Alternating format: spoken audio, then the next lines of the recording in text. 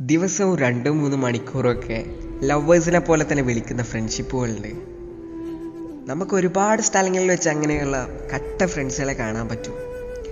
പെട്ടെന്നൊരു ദിവസം അവരുടെ ആ 2-3 മണിക്കൂറുള്ള വിളി 1-2 മിനിറ്റിലേക്ക് മാറുമ്പോഴുള്ള അവസ്ഥ, അവിടെ നമ്മൾ മനസ്സിലാക്കണം, അവർ തമ്മിലുള്ള ആ ബന്ധത്തിൽ എന്തോ വിള്ളലേറ്റിട്ടുണ്ട്. എനിക്ക് തോന്നുന്നത് ഏതെങ്കിലും ഒരു ഫ്രണ്ടിൻ്റെ ജീവിതത്തിലേക്ക് ഒരു പെണ്ണ് കടന്നു വരിക, അതാണ് മെയിനായിട്ട് ഉണ്ടാവുക.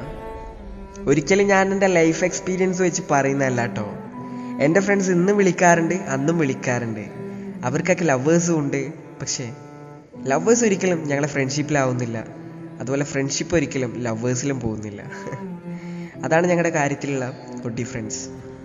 അപ്പോൾ ഞാൻ പറഞ്ഞു വരുന്നത് വേറൊന്നുമല്ല, 2-3 മണിക്കൂർ വിളിച്ച ആ ഫ്രണ്ട്ഷിപ്പ് അവർ പെട്ടെന്നൊരു ദിവസം 2-3 മിനിറ്റിലേക്ക് മാറുമ്പോഴുള്ള അവസ്ഥ, അവരുടെ സ്പർശങ്ങളില്ലാണ്ടായ, അവർ തമ്മിലുള്ള ബന്ധങ്ങളില്ലാണ്ടായ നമ്മുടെ ലോകം അങ്ങ് ചുരുങ്ങിയതുപോലെ ഒരു തോന്നലുണ്ടാവും. അതുകൊണ്ടാണ് പറയുന്നത്, എന്തിനെ സ്നേഹിക്കുമ്പോഴും നമ്മൾ അതിൻ്റേതായ രീതിയിൽ സ്നേഹിക്കണം.